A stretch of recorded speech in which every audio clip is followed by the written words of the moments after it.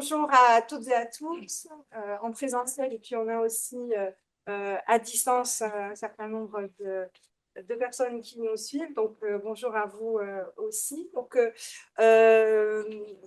bienvenue pour ce séminaire. C'est le deuxième séminaire de cette rentrée de l'initiative clé politique publique de transition, donc de l'ICIT de Montpellier. Donc, vous le savez, ce séminaire, il a vocation à accueillir des chercheurs à la fois de notre communauté de l'ICIT, mais aussi à accueillir des intervenants extérieurs. Il est à vocation interdisciplinaire, donc on essaie de favoriser les échanges justement d'approches entre les différentes disciplines. Donc, on a reçu jusqu'à présent un certain nombre d'acteurs à la fois locaux, mais aussi chercheurs du site et chercheurs extérieurs. Et aujourd'hui, donc, la séance est consacrée plutôt à l'adaptation des normes juridiques aux transitions. Donc, c'était important pour nous d'avoir, on a eu des discussions au lancement de ce séminaire, d'avoir effectivement cette interrogation autour du rôle du droit, mais évidemment dans les transitions, donc à la fois le rôle des normes juridiques qui vont impacter à la fois les citoyens que nous sommes, les acteurs privés, les acteurs publics, et qui peuvent être à la fois, ces normes juridiques, parfois des contraintes par rapport aux enjeux de transition, mais aussi, bien sûr, c'est l'objectif ici, des leviers et voir comment elles peuvent accompagner ces transitions. Donc, on a le plaisir d'accueillir Aude Allard aujourd'hui, donc, qui est maîtresse de conférence à l'université de Nice, Côte d'Azur, chercheuse au groupe de recherche en droit, économie et gestion, donc un groupe de recherche pluridisciplinaire, et qui donc nous fait le plaisir d'être là aujourd'hui.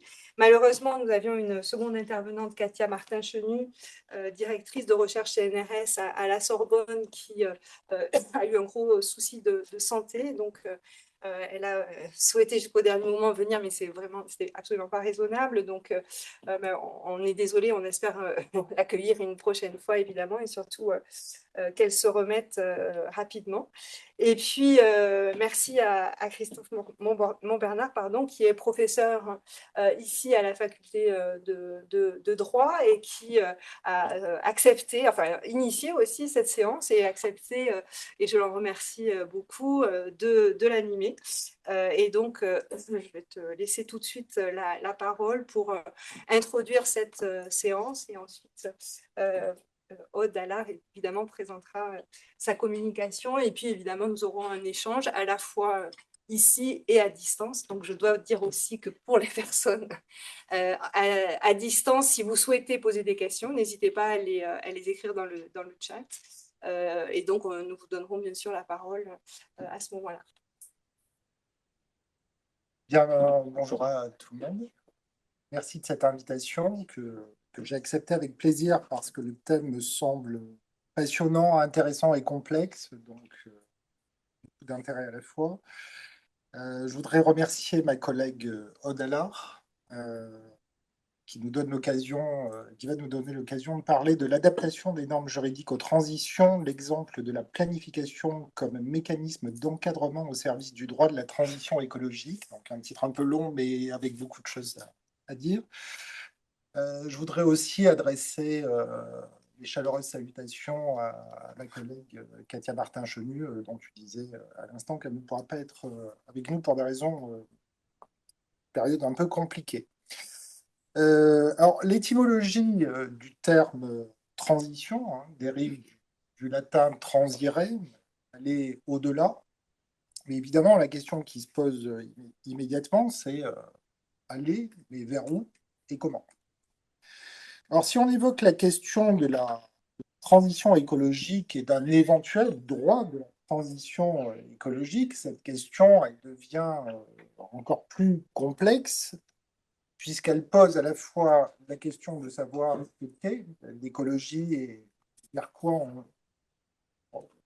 quoi cette société nous mène, et puis que peut faire le droit pour aider à cette transition.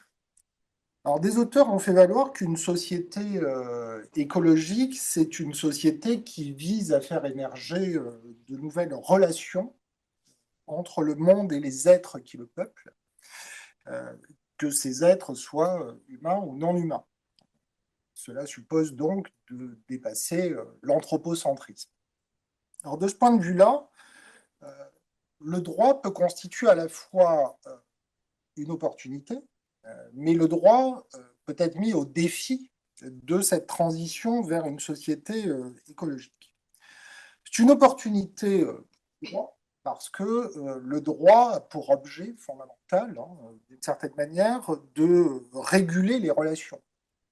Si on vise à constituer un monde dans lequel les relations sont redistribuées, eh bien, le droit trouve là l'un de ses objets, je dirais, favoris, qu'il s'agisse des relations entre l'État, les individus, entre les individus eux-mêmes, voire entre les individus et d'autres catégories d'êtres vivants et naturels. Néanmoins, le droit est fortement, sinon exclusivement, anthropocentré, hein, tant du point de vue de Ah l'auteur de ouais, la... c'était ça l'objectif. Hein? C'est interactif? Il n'est pas d'accord. Il n'est pas d'accord. Tu fais une grosse réaction. Je commence très très bien. Oui. Je disais, le droit est fortement, sinon exclusivement, anthropocentré, tant du point de vue de l'auteur de la norme que des buts qu'il poursuit. Et donc, dépasser l'anthropocentrisme constitue bien un défi pour le droit. Alors, la philosophe Caroline Merchant, dans son ouvrage fondamental Radical Ecology, The Search for a Livable World, opère une classification des éthiques environnementales contemporaines selon le modèle suivant. Selon Caroline Merchant, on peut être dans une société qui est régulée, enfin qui est fondée sur ce qu'elle appelle l'égocentrisme, c'est-à-dire la défense stricte des intérêts individuels et personnels. La société peut être fondée sur l'homocentrisme, c'est-à-dire une société fondée sur l'utilitarisme. Principalement, et elle considère d'ailleurs que la plupart des sociétés contemporaines sont des sociétés homocentristes, mais on peut envisager aussi telle une société fondée sur l'écocentrisme. Et alors l'écocentrisme, c'est une société qui est fondée à la fois sur la science, c'est-à-dire sur les sciences, mais aussi sur la croyance selon laquelle tous les êtres vivants ont la même valeur. Ça, c'est ce qu'elle appelle une société écocentriste ou fondée sur un modèle d'écocentrisme. Et puis enfin, il y a d'une certaine manière l'objectif final qui serait l'établissement d'une éco-communauté. Une éco-communauté, c'est-à-dire une communauté fondée sur des partenariats multiculturels entre différentes entités. Aussi bien des êtres humains que d'autres entités naturelles. Le problème, c'est que le droit actuel véhicule d'abord et avant tout des principes et des concepts qui sont fondés sur des paradigmes qui ont trait à la fois à la croissance et la compétitivité.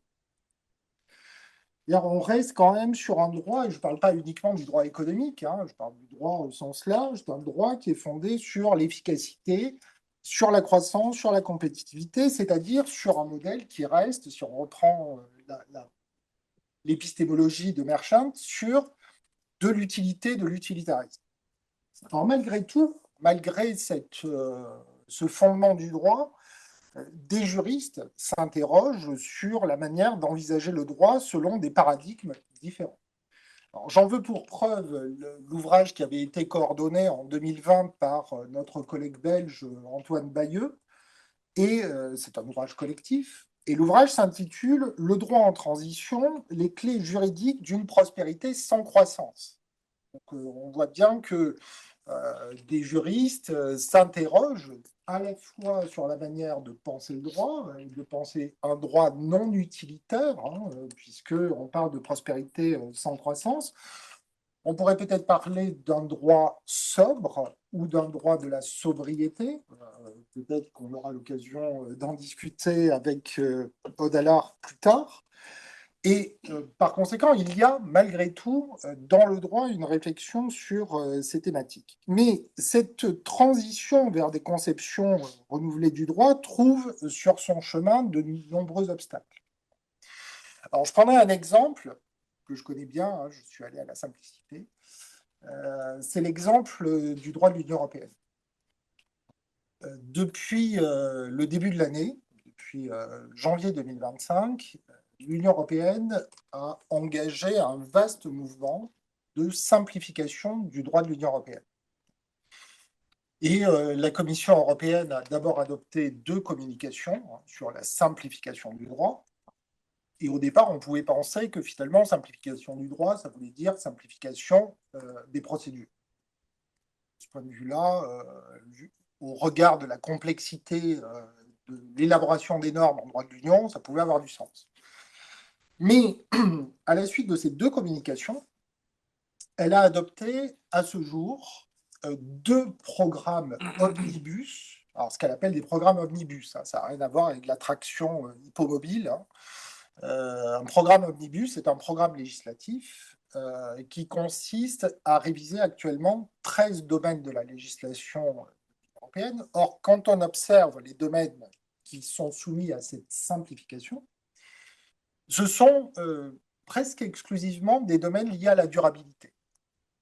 Transition énergétique, transition environnementale, vigilance des entreprises en matière de normes sociales, environnementales, climatiques, hein, donc la loi sur le climat est visée, la directive sur le devoir de vigilance, le pacte sur la transition énergétique, etc. Et donc on en vient quand même à se demander si cette simplification, elle est vraiment procédurale ou si elle est matérielle, si elle est substantielle.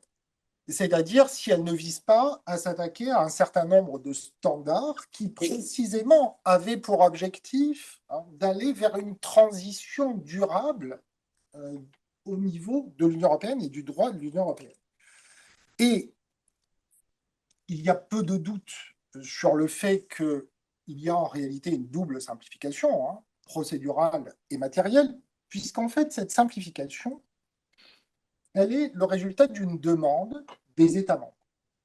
Les États membres se sont fondés sur un rapport dont vous avez nécessairement entendu parler, qui est le rapport de Mario Draghi, hein, l'ancien président de la Banque centrale européenne, qui a été publié en septembre 2024 et qui s'intitule « Le futur de la compétitivité européenne ».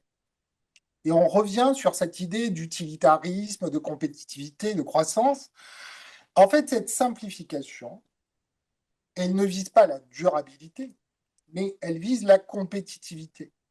Ce qui montre bien que le droit, voilà, est bien l'instrument principal de cet utilitarisme, comme le dit Merchant, de cette compétitivité permanente. Alors, la difficulté principale, c'est ce que relève par exemple Jean-Bernard Roby, hein, c'est le fait qu'il devient très difficile aujourd'hui et de créer du consensus et d'adopter des normes complexes.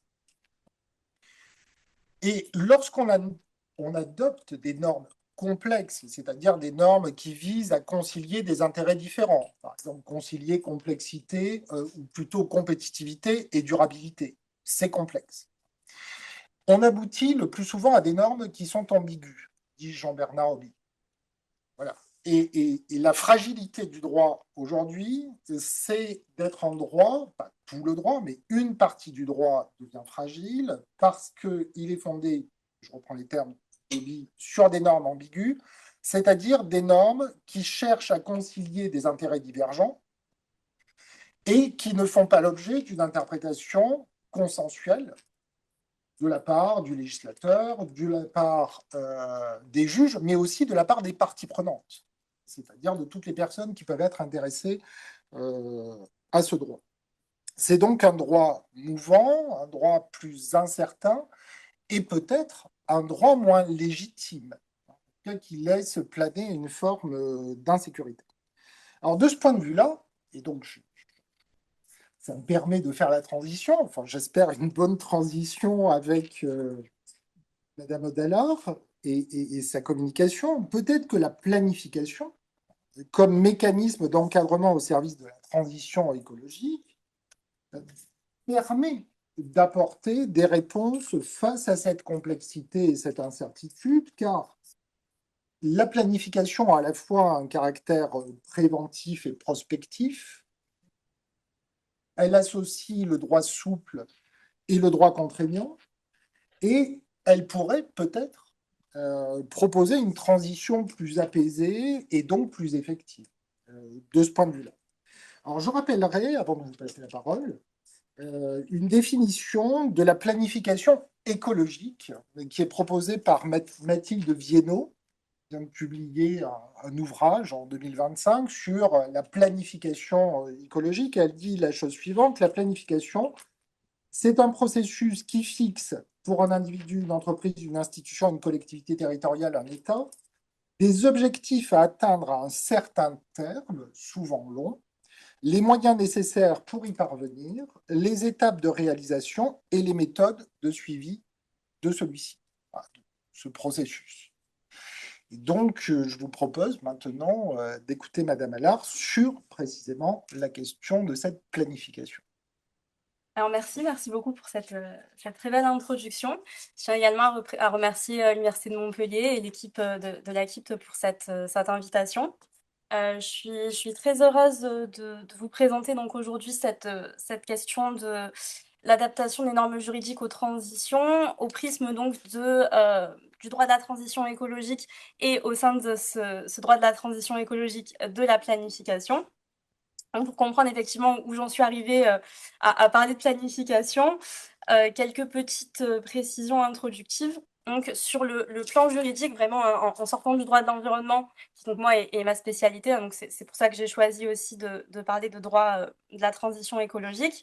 Le droit en période de transition, c'est quelque chose qui n'est pas inconnu du droit, qui n'est pas inconnu de la doctrine, et notamment on a toute une partie de la recherche qui va s'intéresser au droit qui s'exprime en période de transition, notamment constitutionnelle.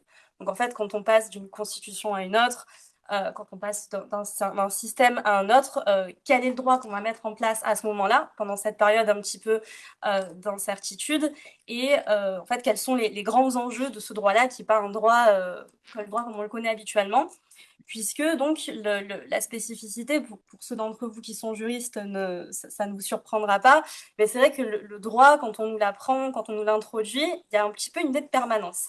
C'est-à-dire qu'on a des instruments hein, pour moduler le droit dans le temps, mais on n'a pas forcément l'idée que le droit, en fait, se fait par étapes, va vers un objectif et qu'un jour, il sera peut-être, entre guillemets, périmé. On a une certaine idée de permanence qui, du coup, n'existe pas forcément dans le droit de transition. Pardon. Et effectivement, le droit de transition, il va avoir un certain nombre de caractéristiques qui vont être communes à tous les droits de transition. Et je cite pour ça Hugues Elliot, qui donc pour lui, dans un ouvrage qui s'intéresse hein, spécifiquement aux transitions écologiques et que je vais beaucoup citer, Hugues Elliot, il nous dit que les deux traits principaux d'un droit de la transition, quel qu'il soit, c'est d'abord que c'est un droit de compromis qui va donc à la fois devoir emprunter au droit traditionnel et à des sources nouvelles. C'est la première chose. Et ensuite, ce droit, donc en général, ça va être un corpus juridique hein, qui forme ce droit de la transition. Il va entretenir un rapport privilégié avec le temps, dont il propose une gestion active. Et il doit aussi donc réunir les conditions procédurales qui va permettre son appropriation donc, par l'ensemble de la société. Il doit donc revêtir une légitimité institutionnelle, c'est-à-dire qu'il doit être produit sur le plan vraiment procédural par les instances qui sont considérées comme légitimes, mais il doit aussi être accepté par la population qui donc forcément se le verra appliquer.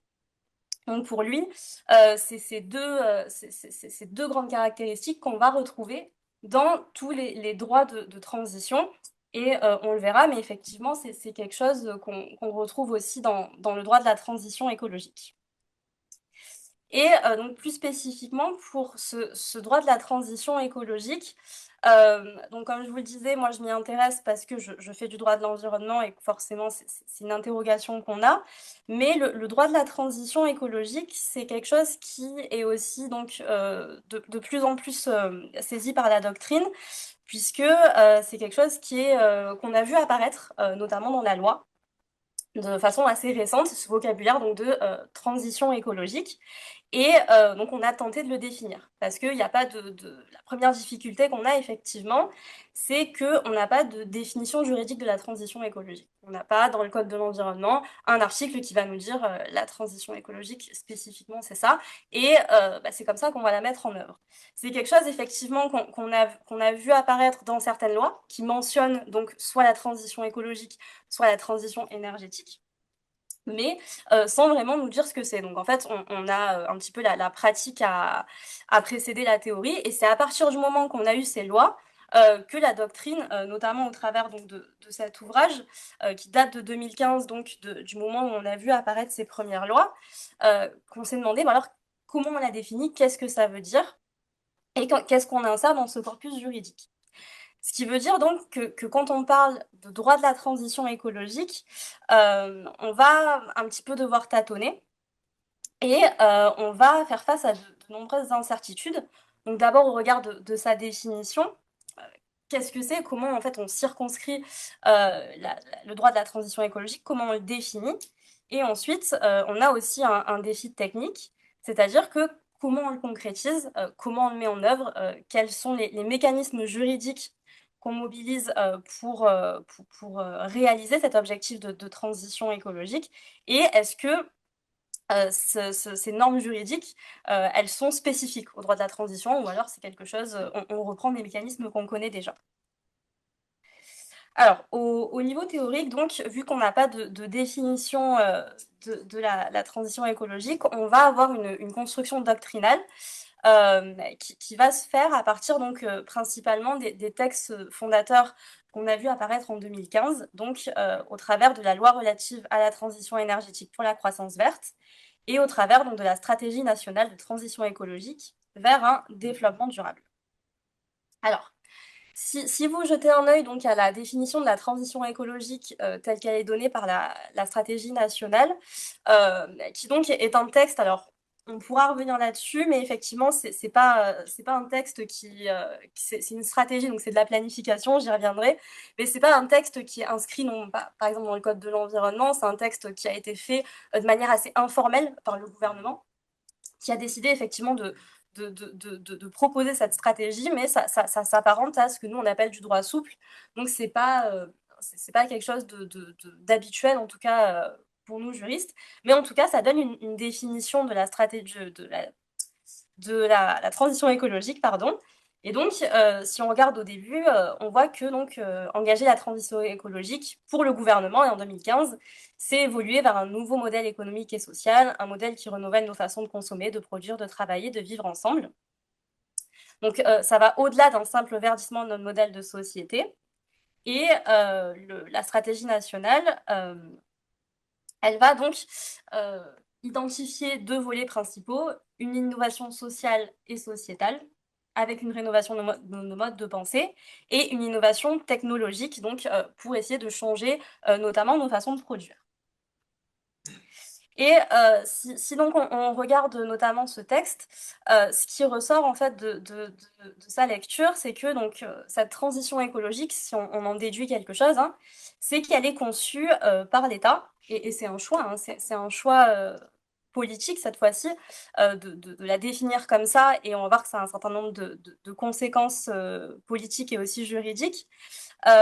Cette transition écologique, elle est conçue par l'État comme un projet donc, global de société, dont le trait saillant, vous le voyez, c'est quand même la transformation économique via la croissance verte, c'est-à-dire qu'on a quand même un défi économique qui est placé au centre de cette transition. Donc il faut d'abord, non pas qu'on va le voir qu'on change de modèle, puisque vous en parliez effectivement, ce qui est proposé, ça ne va pas être ni une décroissance, ni un changement radical de modèle économique, ça va être une transition un petit peu plus douce, puisqu'on parle de croissance verte, donc on reste dans la croissance, mais on va changer un petit peu la façon de faire de la croissance. Donc ça, c'est vraiment le cœur de cette transformation écologique, et j'insiste dessus parce que le fait en fait de se positionner autour de cette croissance verte, ça va aussi conditionner la façon dont on va organiser les normes juridiques par derrière. Mais effectivement, c'est pas censé s'y résumer, puisque cette définition, elle nous suggère quand même qu'il y a une pluralité de transformations qui va bien au-delà d'une transformation des modes de production et de consommation, puisque donc au-delà, effectivement, là c'était une citation d'Alain Grandjean qui est économiste, donc qui lui définit effectivement plutôt la transition sur le plan économique. Mais cette transition, elle dépasse aussi l'économie, et elle va au-delà, donc je vous disais, des modes de production et de consommation. Elle est censée effectivement être socio-écologique, sociétale. Elle est censée effectivement transformer à la fois, donc non seulement la façon dont on produit, mais aussi la façon dont on consomme. Transition des compétences, ça va aussi être la façon dont on est qualifié. On va devoir aussi, donc, on va créer de plus en plus d'emplois verts pour aller vers cette transition. Il y a une transformation culturelle qui va un peu avec celle de nos modes de consommation aussi, puisque donc le fait en fait d'être dans une société de croissance, ça entraîne une société de consommation qui est très ancrée en nous. Donc il y a cette transformation-là aussi. Et il y a une transformation qui est aussi territoriale, puisque l'enjeu de la transition écologique, ça suppose un petit peu de devoir aussi mobiliser en fait tous les échelons. Puisque nous, alors on met en place en France effectivement cette transition écologique, donc en essayant de changer de modèle, mais la doctrine, et c'est assez logique et tout à fait unanime là-dessus, on ne pourra pas faire cette transition écologique à l'échelle nationale. Donc c'est quelque chose qui doit mobiliser aussi le niveau international, et qui doit aussi mobiliser à l'échelon encore plus petit le niveau local. Et donc, effectivement, on doit, dans le cadre de cette transition écologique, repenser en fait les rapports qu'on peut avoir avec les différents échelons de pouvoir. Ce qui, encore une fois, est quelque chose qui n'est peut-être pas spécifique seulement à la transition écologique, mais c'est vrai qu'il est peut-être un petit peu différent de problématiques qu'on peut avoir dans une transition constitutionnelle, où effectivement, alors, il peut y avoir des enjeux de relations internationales, mais le défi reste national. Là, on est sur un défi, effectivement, où l'articulation des normes et leur efficacité, elle va aussi dépendre de la collaboration de l'ensemble de la société internationale. Donc effectivement, vous voyez que c'est un enjeu qui est quand même très très large, qui est défini par cette stratégie nationale, et que donc la transition écologique, hein, c'est quand même une transformation assez importante de la société.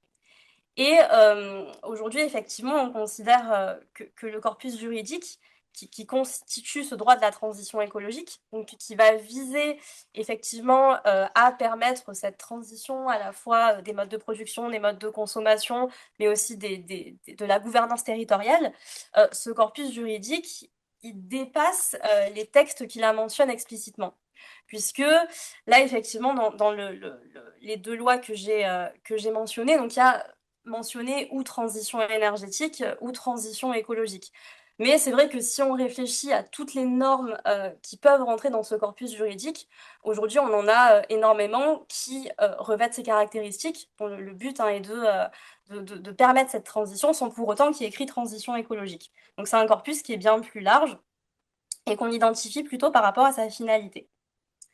Alors, une petite précision aussi sur le plan temporel et sur la façon dont on va faire les choses, dont on interprète en fait finalement le choix institutionnel vis-à-vis de cette transition, c'est que c'est pas une révolution. C'est-à-dire que le terme de transition, il peut supposer une transition très forte, une transition assez abrupte, un changement de modèle. Mais ça peut aussi être quelque chose d'un petit peu plus doux, et effectivement le choix politique qui transparaît dans cette stratégie nationale de développement durable et de transition écologique, et c'est quelque chose dans lequel on est toujours, c'est que c'est une transition douce et c'est pas une révolution. On va pas vraiment vers un modèle de rupture. La volonté, c'est de matérialiser ce que la doctrine appelle une pensée positive de la transition, une transition douce. Agathe Van Lang, donc dans l'ouvrage qu'elle avait dirigé à l'époque, parle d'une linéarité du processus qui pourrait s'effectuer de façon quasiment indolore. Et donc, on a l'idée d'une crise sans catastrophe, c'est-à-dire qu'on ne va pas abruptement changer de modèle, on va pas, je parlais de décroissance, on ne va pas décider du jour au lendemain de changer de modèle, de changer nos habitudes. C'est quelque chose qu'en fait, on a choisi d'échelonner dans le temps, à la fois pour en atténuer les effets, hein, pour pas voilà, que dès demain on nous dise bon bah voilà on arrête complètement les voitures thermiques, il n'y a plus d'avions. Bon, c'est vrai que si demain on décide d'interdire les avions, bah, il y aura beaucoup moins d'émissions de gaz à effet de serre et puis on fera ça. Il y a vraiment cette idée de faire par étapes, et par étapes très très douces, peut-être un peu trop, on le verra aussi. Et cette idée, ça s'inscrit donc dans l'objectif de développement durable euh, comme objectif de haute politique. L'objectif de haute politique étant considéré, hein, toujours par Hugues dans le cadre du droit de la transition, c'est l'objectif qui est poursuivi, l'objectif principal qui est poursuivi. Et effectivement, ça veut dire donc que cette transition écologique, elle se fait sous le prisme du développement durable. Le développement durable étant, vous le savez, donc une notion qui a été théorisée au niveau international au moment de la Convention de Rio, notamment à partir des années 90. Et l'idée du développement durable, c'est de concilier à la fois donc développement économique, protection de l'environnement et objectifs sociaux. Et cette transition écologique aujourd'hui, telle qu'elle est affirmée par le gouvernement et telle qu'elle est poursuivie par le droit, elle s'inscrit toujours dans ce développement durable. Et c'est assez important de le préciser puisque il peut y avoir une ambiguïté entre effectivement le développement durable et la transition écologique. Et c'est un choix politique aussi. Parce que donc le développement durable, il est de plus en plus critiqué, notamment dans la recherche qui s'intéresse à la protection de l'environnement, que ce soit les juristes ou plus généralement dans les sciences sociales, voire dans les sciences dures, puisque le développement durable, il est considéré comme peu efficace, puisque donc de ce qu'on a vu, hein, de son application, notamment par le droit, dans cet équilibre entre protection de l'environnement et développement économique, on a plutôt tendance à sacrifier la protection de l'environnement. Et il y a beaucoup de voix qui s'élèvent hein, pour dire que le développement durable, finalement, c'est juste un moyen, une façade pour pouvoir continuer à produire énormément, à rester dans notre modèle économique. Tout en faisant quelques propositions pour l'environnement, mais de manière trop marginale. Et c'est souvent les politiques qui aujourd'hui présentent le développement durable, on va les accuser un petit peu de faire du greenwashing, de dire, bah oui, vous parlez de développement durable, mais c'est juste une excuse pour faire de continuer en fait dans notre modèle économique. Et on pourrait penser, donc, et ça a été une des intuitions qu'on avait au départ, de penser que la transition écologique, c'était une façon de dépasser le développement durable, de finalement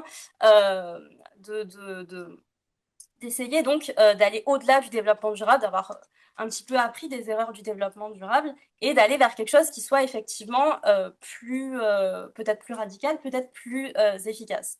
C'est pas vraiment le cas aujourd'hui, malheureusement, hein, j'aimerais vous dire que oui.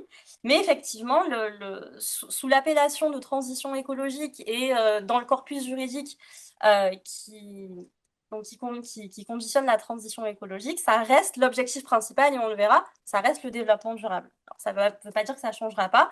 En tout cas, aujourd'hui, c'est comme ça qu'on peut l'envisager. Et donc, je reviendrai là-dessus aussi, bien sûr. Hein.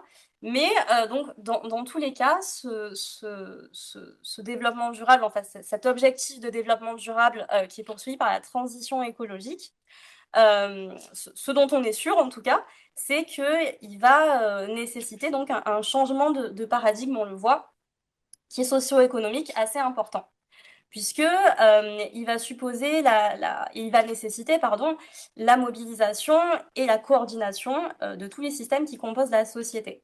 Donc, allant des entreprises à la finance, en passant par l'administration, les travailleurs et les consommateurs, dont les intérêts sont parfois contradictoires. Et donc, pour pouvoir en fait concilier tous ces intérêts, le droit de la transition écologique, il va imposer non seulement donc, au pouvoir public de redéfinir les modalités de son action, et donc ça va donner naissance à des dispositifs qui articulent tant contraintes et incitations que dialogue entre l'État notamment et les ordres privés. J'en parlerai pas beaucoup ici, mais je donne par exemple, je prends l'exemple des instruments économiques, comme aujourd'hui donc le marché européen du carbone. Le marché européen du carbone, donc, il a été mis en place pour effectivement réduire les émissions de gaz à effet de serre des industries les plus polluantes. Et effectivement, le modèle qui a été choisi, c'est un modèle où on va essayer de concilier donc notre modèle économique et le fait que les industries donc doivent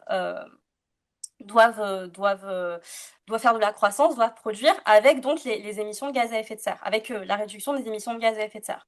Et donc, on a décidé de mettre ce marché dans lequel les entreprises s'échangent des quotas de gaz à effet de serre et donc sont soumis ensuite à une certaine limite et peuvent donc continuer à polluer dans les limites qui leur sont imposées. Et ça, en fait, c'est assez intéressant puisqu'effectivement, ça met en place, ça crée en fait un système qu'on ne connaissait pas jusqu'alors en tant que juriste, puisque, alors moi je suis publiciste, donc c'est vrai que j'ai plutôt tendance à me placer du côté de l'État, mais ça fait jouer à l'État un rôle très particulier, puisqu'il n'est pas là pour interdire, pour sanctionner l'entreprise en premier lieu, il est là pour donc jouer le rôle d'arbitre. Donc il va se mettre, il va surplomber ces entreprises et il va essayer donc d'arbitrer entre leurs intérêts. Et ces marchés du carbone, effectivement, c'est des nouveaux instruments hein, qui rentrent dans ce cadre, dans le cadre du droit de la transition écologique et qui tentent de concilier ces intérêts qui sont contradictoires. En l'espèce, c'est effectivement donc l'intérêt des industriels et l'intérêt de la protection de l'environnement. Et au-delà effectivement de cette redéfinition un petit peu des rapports qu'on va avoir entre l'État et les ordres privés, le droit de la transition écologique, il va nécessiter également de penser des mécanismes qui permettent la concordance aussi entre les objectifs qui sont assignés aux différents systèmes. Et cette idée en fait d'une gouvernance un petit peu compliquée en droit de la transition écologique.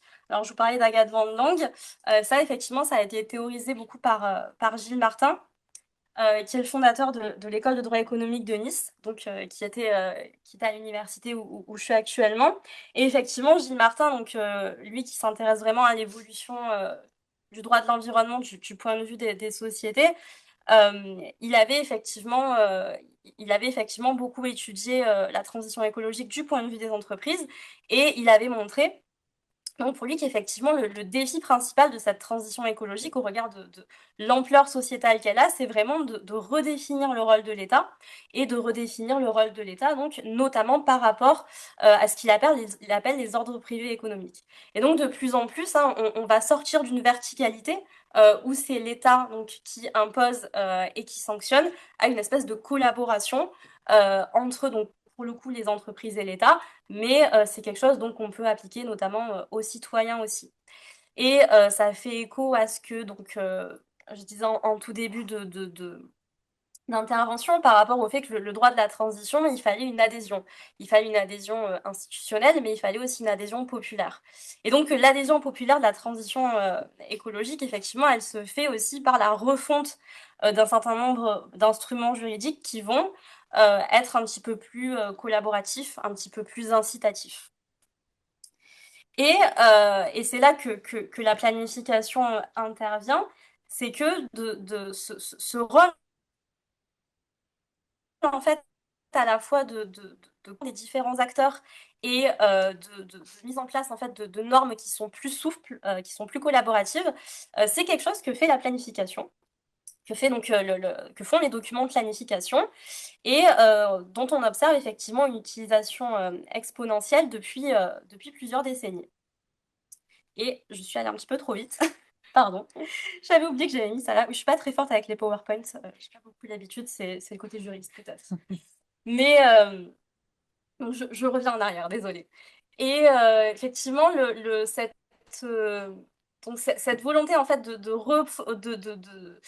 reconceptualiser certains mécanismes juridiques et d'en développer de nouveaux, vous le voyez que c'est quelque chose qu'on voit, c'est une ambition de la loi de transition énergétique pour une croissance verte, puisque à l'article 2, on voit que les politiques nationales contribuent à ce nouveau mode de développement par des dispositifs réglementaires, financiers et fiscaux, incitatifs et contractuels que mettent en place l'État et les collectivités territoriales.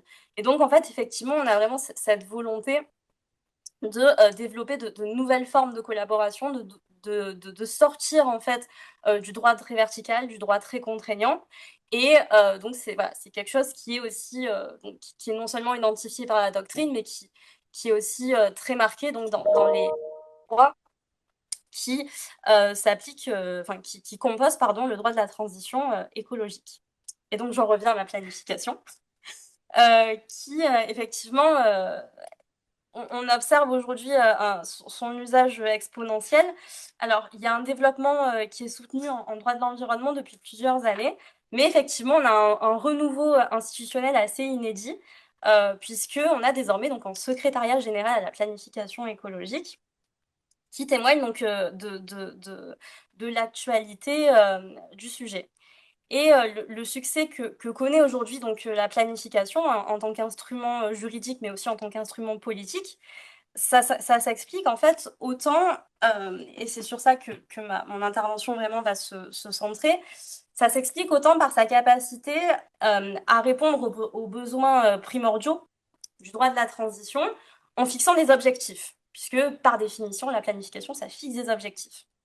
Donc déjà, ça répond très bien à cette temporalité très particulière qui est celle du droit de transition.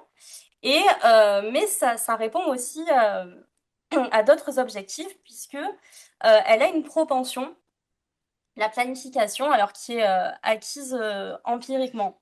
Puisque de la même manière qu'on n'a pas de définition juridique de la transition écologique, on n'a pas de définition juridique de la planification. C'est-à-dire que pour les juristes que nous sommes, on a un certain nombre d'instruments qui sont codifiés ou en tout cas dont on connaît l'utilisation. Je prends l'exemple du contrat. Un contrat, ça a une définition.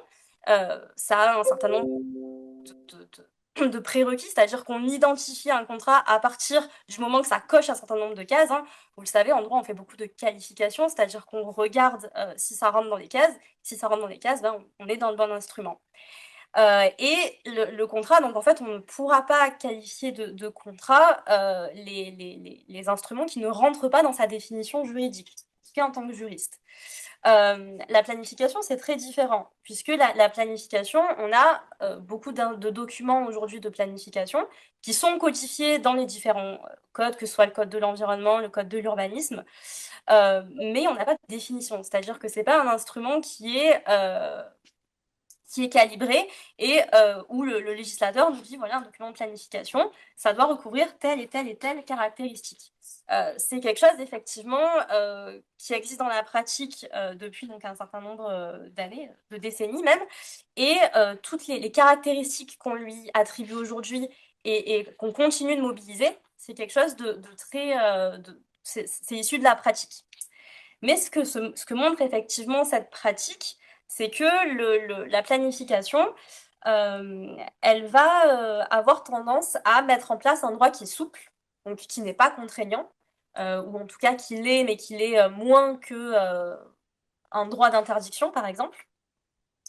Elle va permettre aussi la mise en place d'un droit réflexif.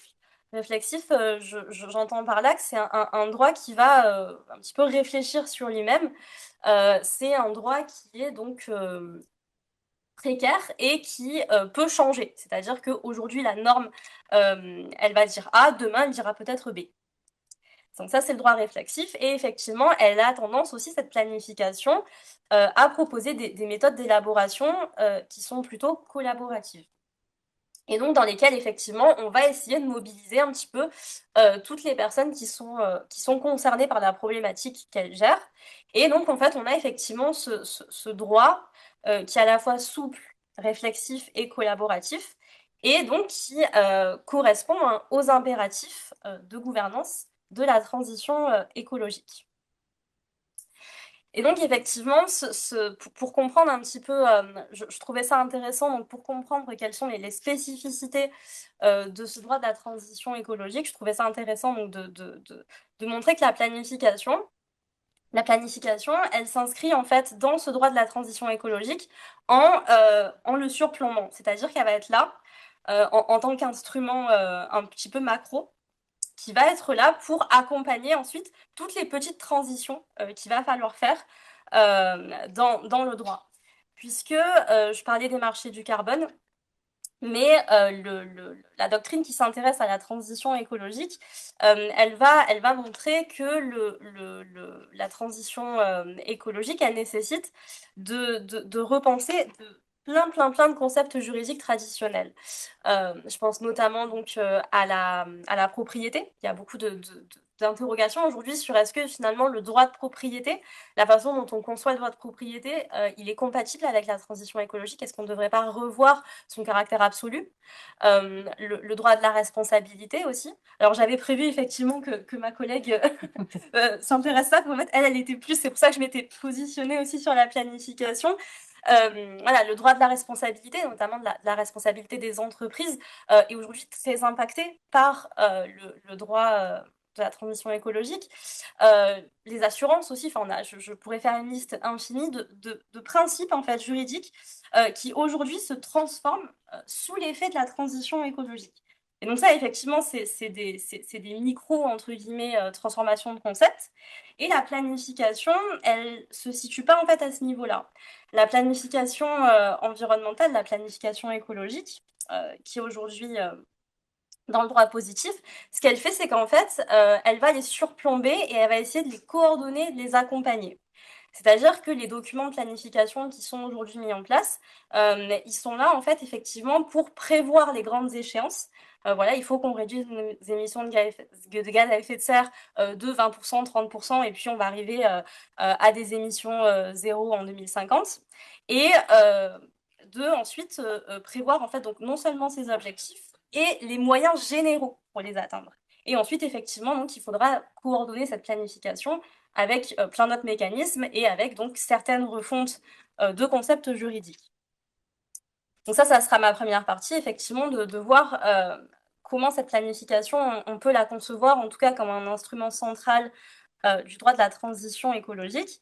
Et dans une deuxième partie, effectivement, je tempérerai un petit peu ce propos, non pas parce que la planification n'est pas utile ou voire nécessaire, puisque sur le principe, effectivement, la planification, c'est neutre. On a besoin d'avoir un outil qui nous permette de nous projeter sur le moyen terme, notamment pour voilà, pouvoir répondre aux obligations internationales et humaines de réduire nos émissions de gaz à effet de serre, de changer de modèle. Mais telle qu'elle est conçue, effectivement, aujourd'hui, cette planification écologique, telle qu'on l'a dans le droit positif, telle qu'on l'identifie, elle n'est pas du tout exempte de reproches. Et donc, en fait, elle a un certain nombre de faiblesses qui, en réalité, sont les faiblesses qui sont elles-mêmes accolées à la transition écologique. C'est-à-dire que c'est du fait qu'on a des incertitudes sur ce qu'est la transition écologique aujourd'hui. Hein.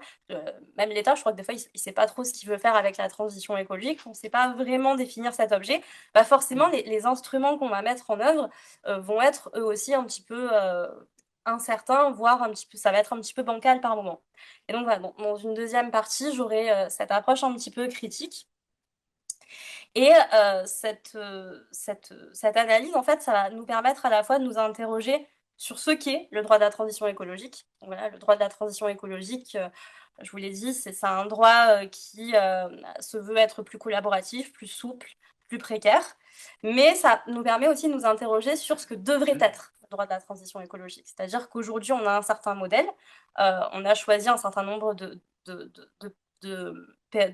paradigmes, mais peut-être qu'en fait, il y a des choses qui peuvent évoluer. On a d'autres définitions de la transition écologique, on a aussi d'autres définitions de la planification écologique, et donc on peut aussi s'interroger sur quelles sont les améliorations qu'on pourrait apporter à ce modèle.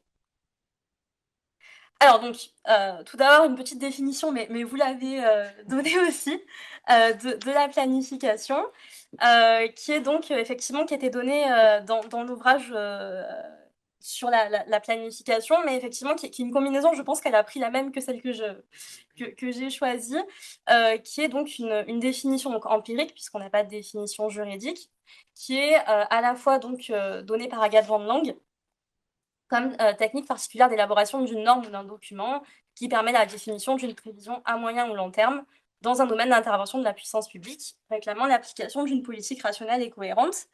Et sur le plan méthodologique, effectivement, c'est la définition de Pierre Merlin, qui est urbaniste, puisque donc, les urbanistes font beaucoup de planification aussi. C'est une démarche qui va nécessiter la fixation, après étude et réflexion prospective, des objectifs à atteindre, des moyens nécessaires, des étapes de réalisation et des méthodes de suivi. Et il ajoute, Pierre Merlin, que c'est le plus souvent donc fait au sein d'un document dédié. Et donc, c'est pour ça, effectivement, qu'on parle souvent, et moi, j'ai tendance à étudier les documents de planification. C'est-à-dire que je m'intéresse à la planification, et c'est celle que je mentionnerai ici, c'est la planification qui fait l'objet d'un support. Et ça peut paraître un petit peu anecdotique de préciser ça, mais quand on pense planification, si on prend la définition... Si on prend une définition large, le fait de planifier, c'est seulement le fait de se projeter sur un moyen ou sur un long terme.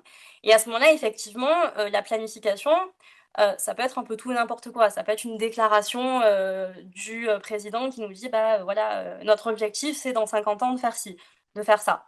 Et donc, en fait, quand j'ai essayé de cerner cette notion de planification, j'ai été très vite dépassée en me disant, mais en fait, qu'est-ce que ça veut dire? Qu'est-ce que j'étudie?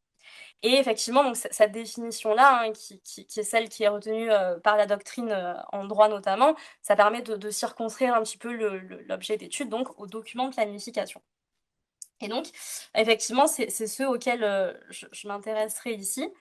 Et effectivement, donc, au niveau historique, cette planification, elle est pas du tout, exclusive à l'environnement. On la retrouve d'abord dans la planification économique, au travers de ce qu'on va appeler le plan de la nation, qui était là pour organiser l'économie donc sur le moyen terme. Ensuite, elle va donner lieu à une planification en matière d'urbanisme, avec ce qu'on appelle les documents d'urbanisme. Je vois que ça fait déjà longtemps que je parle, je vais accélérer un petit peu. On a des planifications aussi dans le domaine de la santé, qui sont très peu connues. Et on a des planifications, effectivement, dans le domaine de l'environnement. Les premières, on les voit arriver dans les années 1960 et elles commencent à proliférer à partir des années 1990. C'est le moment où on commence à en avoir le plus. Je fais aussi cette précision puisque on peut penser aujourd'hui, parce que quand on pense à la planification, on pense à la planification écologique, notamment telle qu'elle est institutionnalisée et politisée depuis donc le second quinquennat d'Emmanuel Macron, qui en avait fait un petit peu le cœur de sa campagne électorale en disant on va faire une planification. Et il l'avait annoncé comme quelque chose d'assez nouveau.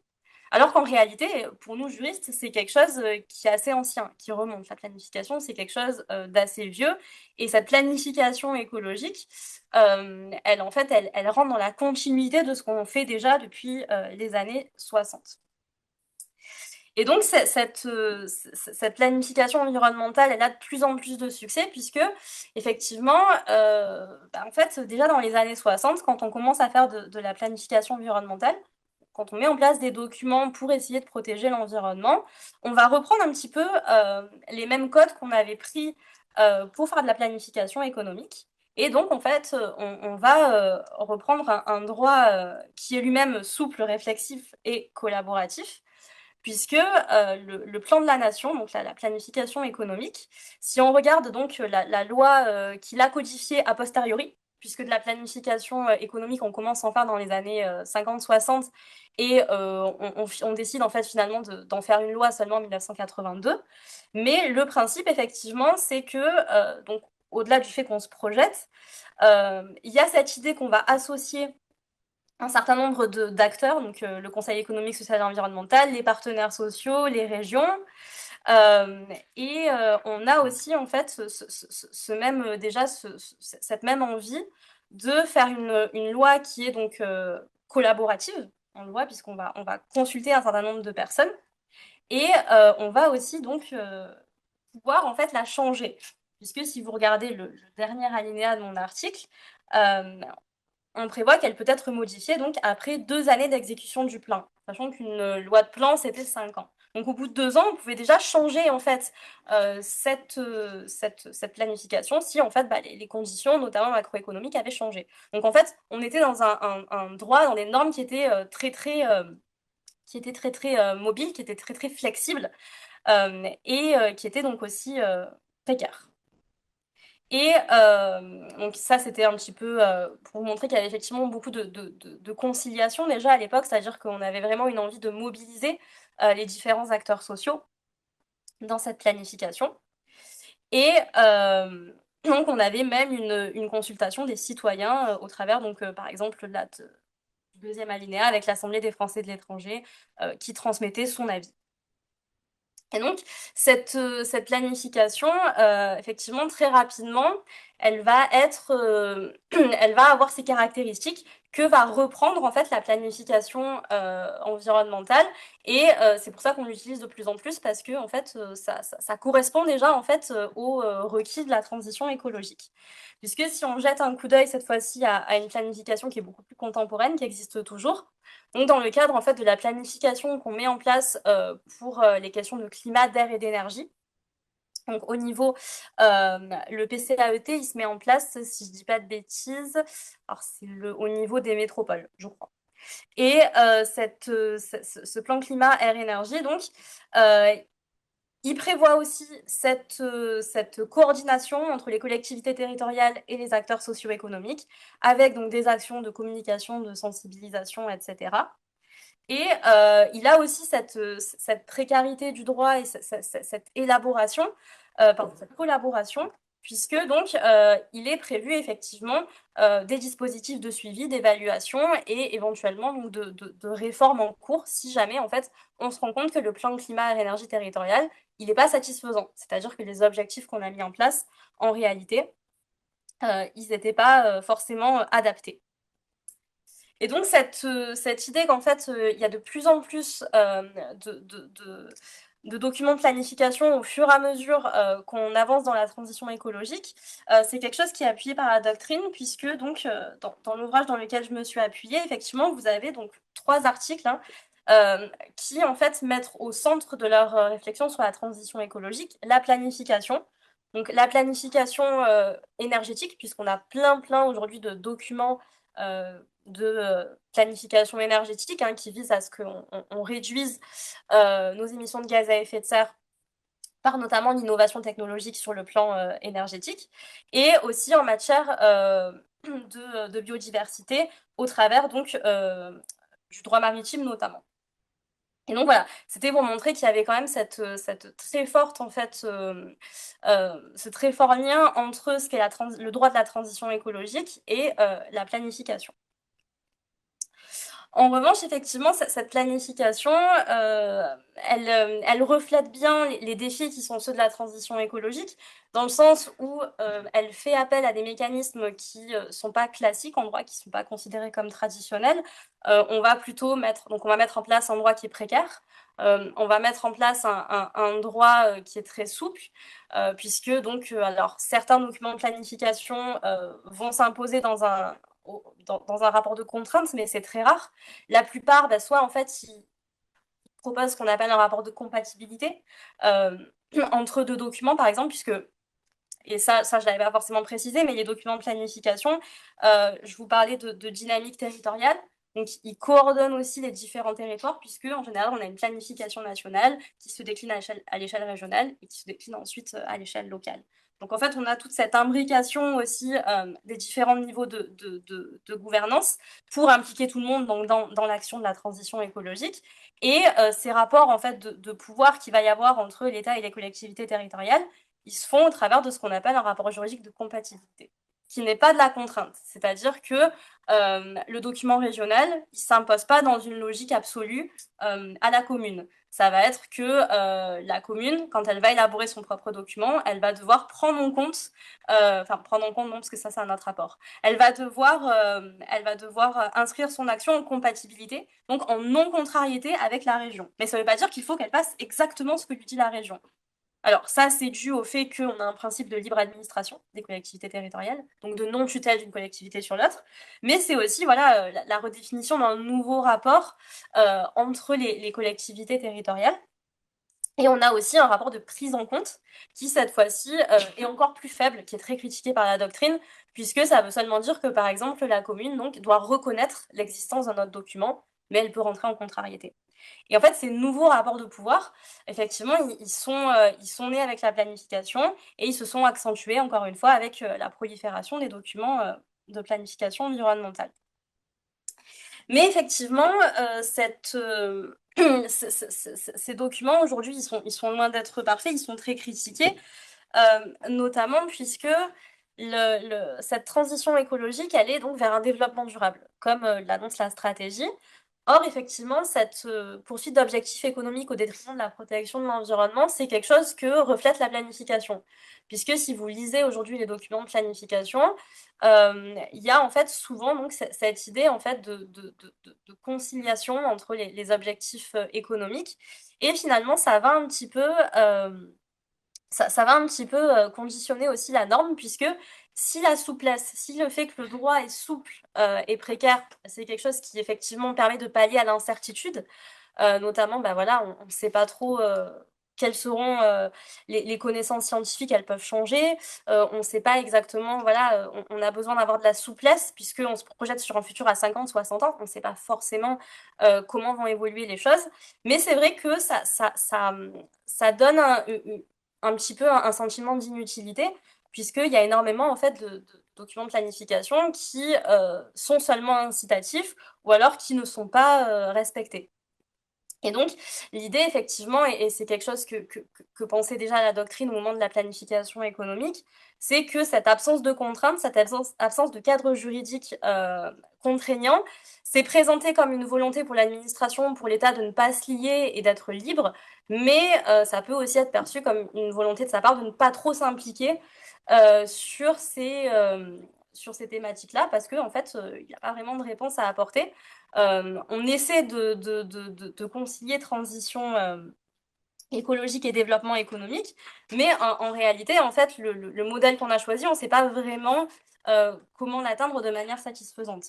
Puisque le principe de la croissance verte, c'est notamment, en économie, c'est le principe du découplage, c'est l'idée qu'en fait, on va pouvoir continuer à faire de la croissance sans pour autant, sans pour autant polluer. Donc en fait, découpler les deux.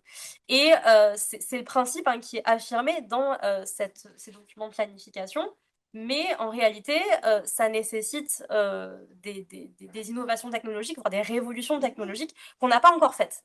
Et donc effectivement, l'État se met parfois un petit peu en retrait en disant, bah oui, en fait, on ne peut pas contraindre, on ne peut pas vraiment sanctionner, parce que en fait, on ne sait pas vraiment comment faire, on ne sait pas vraiment où on va.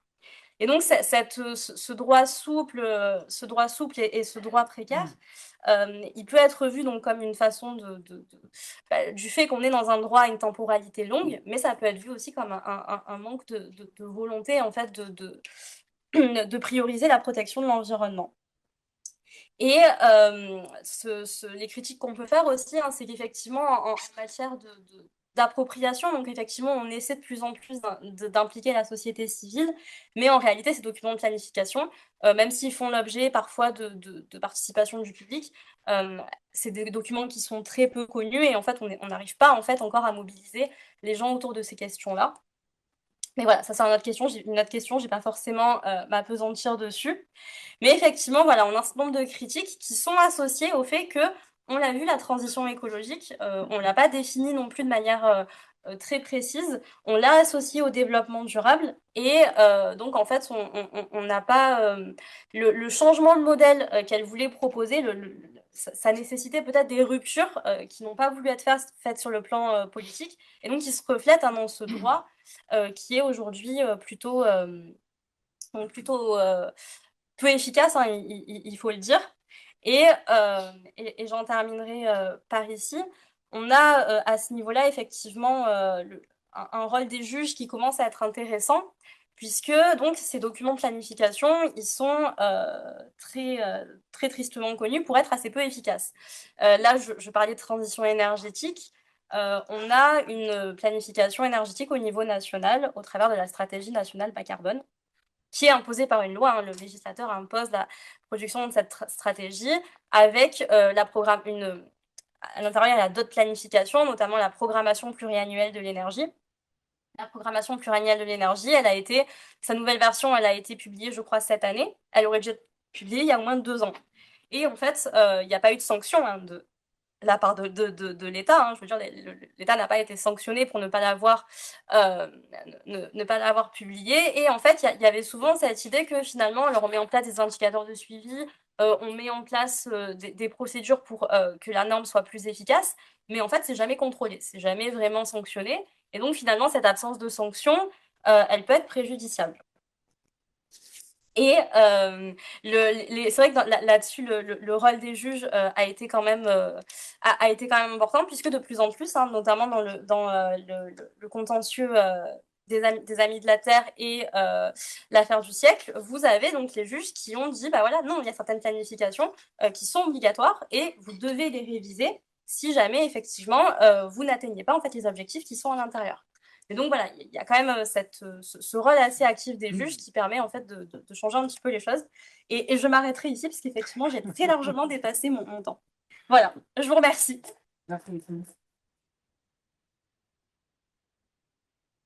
Alors, j'ai retenu des mots comme légitimité, précarité, acceptabilité. J'ai pensé au terme, mais alors, c'est un problème purement local, là. J'ai pensé au problème de l'épistocratie, puisque le problème que rencontre le droit, quand même, en matière de planification et d'acceptabilité de cette transition, c'est le fait que cette transition, elle a été quand même pensée, conçue par des experts. Des sciences de la Terre, de la physique, de l'écologie, etc., des mathématiciens. Et finalement, le droit arrive après, comme parfois, voire comme souvent. Donc, est-ce que vous pensez, peut-être j'introduirai comme ça, puis après je passerai la parole à la salle, est-ce que vous pensez que la planification est un moyen aussi de renforcer l'acceptabilité de cette transition? Alors, vous avez dit que la société civile pouvait être impliquée, mais de loin.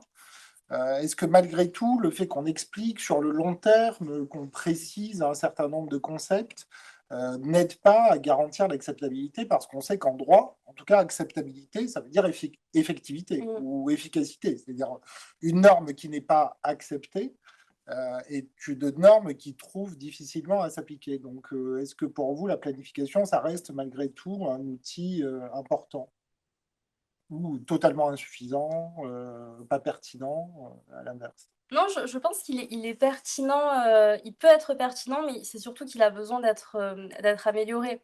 Parce qu'en matière d'acceptabilité, alors déjà, je pense qu'effectivement, l'implication de la société civile, c'est un mécanisme qui est intéressant. On le retrouve notamment dans la gouvernance de l'eau, la planification qui est mise en place dans le domaine de l'eau. Effectivement, on a vraiment des représentants de différents groupes d'intérêts qui se mettent autour de la table. Donc ça, déjà, c'est très bien. Après, c'est vrai que ça reste des milieux assez fermés et on n'a pas vraiment de mécanismes un petit peu pour les stratégies nationales, mais où on mobiliserait l'ensemble des citoyens. Et je crois que même si c'était le cas, en fait, au-delà de simplement ouvrir la procédure, je pense qu'il y a aussi une question qui dépasse un petit peu le droit, mais de communication. C'est-à-dire que je parlais de la programmation pluriannuelle de l'énergie.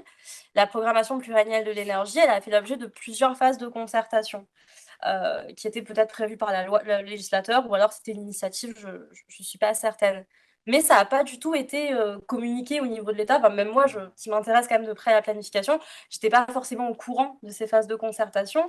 Donc, même si c'est ouvert, je pense que les gens ne sont pas mobilisés parce qu'ils ne sont pas au courant. Et parce que c'est vrai que ça reste aussi après des thématiques qui sont peut-être un petit peu complexes à aborder. Et donc, voilà, qu'il n'y a pas non plus d'effort de vulgarisation dans ce sens-là. Très bien.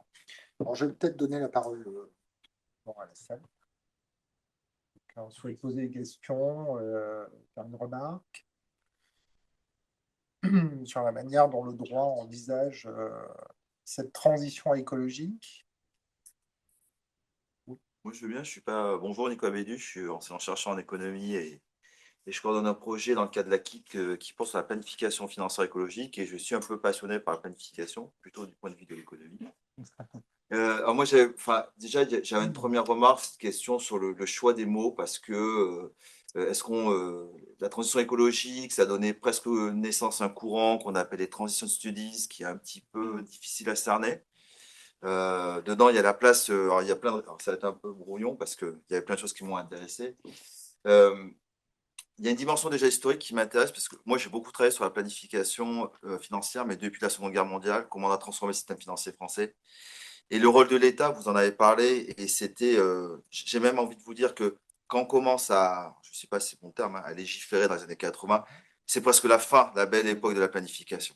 Et c'est une planification dans les années 50-60 indicative, on la considère comme indicative, mais avec un État qui a pratiquement renationalisé toutes les entreprises, à quelque chose près. Et les banques l'étaient, parce que je travaille sur les banques. Donc le choix des mots, pourquoi transition écologique, alors que certains, notamment des économistes, vont parler de bifurcation écologique. J'ai été étonné de voir que Jean-Luc Gaffard du GREDEC utilisait aussi ce mot-là. Moi, je le connais plus pour ses travaux en économie industrielle. Oui, tout à fait. J'ai vu qu'il travaillait économie de la bifurcation écologique. Ouais. Et puis, non, mais je vais peut-être m'arrêter sur ça parce que je vais laisser la parole aux autres. Alors, merci pour votre question. Moi aussi, je suis passionnée de planification, donc ça tombe bien, mais plutôt du point de vue juridique. Je pense que le choix du terme de transition écologique, c'est... alors, parce que je sais que le choix de planification écologique pour le secrétariat général à la planification écologique, c'était vraiment un choix qui était purement politique. C'est-à-dire que, en fait, ça faisait écho justement au courant de la des économistes, je crois, il y a Cédric Durand notamment, qui parlait de planification écologique, mais pour vraiment proposer un changement de modèle. Et en fait, à la base, les tenants d'une planification écologique, c'était ceux en fait qui voulaient vraiment qu'on change de modèle. Et donc, en fait, le fait de la proposer, alors qu'en fait, c'était pas du tout une rupture, c'était une continuité, ça donnait l'impression qu'on faisait quelque chose en faveur de la transition écologique. Et le choix de la transition écologique, je pense que c'est un petit peu pareil aussi. Déjà, on voulait se détacher du développement durable. Donc, on a rajouté cette idée de la transition. Et dans la transition, je pense que c'est peut-être un petit peu plus ambigu. Bifurcation, il y a peut-être plus vraiment l'idée qu'on va peut-être faire des ruptures. Alors que dans l'idée de transition, il y a beaucoup de chercheurs qui le définissent comme quelque chose qui peut être très lent, justement très doux et sans heurts. Alors que la bifurcation, ça peut paraître un petit peu plus radical, or ce qu'on fait, c'est pas radical. Donc, je pense que voilà, c'est peut-être vraiment un choix des mots par rapport aux objectifs politiques qu'on a. Oui, la transition, ça évoque quand même le processus. C'est quelque chose que le droit sait manier assez bien. Par contre, la bifurcation, ça a un côté plus, j'allais dire, plus violent, plus immédiat, qui ne correspond pas nécessairement au temps du droit. Autant le droit sait gérer des processus dans le temps, avec du droit souple, du droit dur, différents intervenants qui viennent élaborer la norme, autant la bifurcation, voilà, et il existe même un dictionnaire juridique de la transition écologique. Les juristes se sont vraiment emparés du terme transition et l'ont même alors, à la fois conceptualisé et développé à travers ce dictionnaire. Et pour revenir sur la question du développement durable, de toute façon, le développement durable soulevait les mêmes interrogations, hein. Moi, je me rappelle d'un article de Chantal Cans en 2003 qui s'appelait le concept de développement durable, les apparences du droit, des apparences du droit au droit des apparences. Voilà. C'est-à-dire un concept un peu fourre-tout. Et on l'a bien vu, puisque quand le concept a émergé, vous l'avez dit, hein, notamment dans le rapport Gros-Brundtland en 87, en fait, ce rapport, il a été tout de suite très critiqué. Certains ont dit c'est formidable, on consacre la notion de développement durable au niveau international, mais il y a tout un pan notamment du côté des États en développement, qui ont dit mais c'est inacceptable parce qu'en fait, le développement durable, c'est simplement nous faire accepter de continuer la croissance, l'exploitation des ressources, le modèle utilitariste. Donc c'est un concept qui vise à cacher ce qu'on ne veut pas voir. Transition écologique, c'est un peu différent.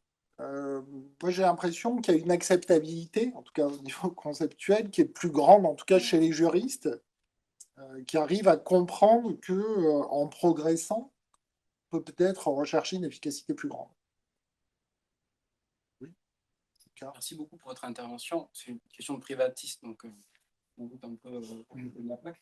Est-ce que vous avez réfléchi au lien qu'il peut y avoir entre les systèmes juridiques et les transitions écologiques? Je m'explique.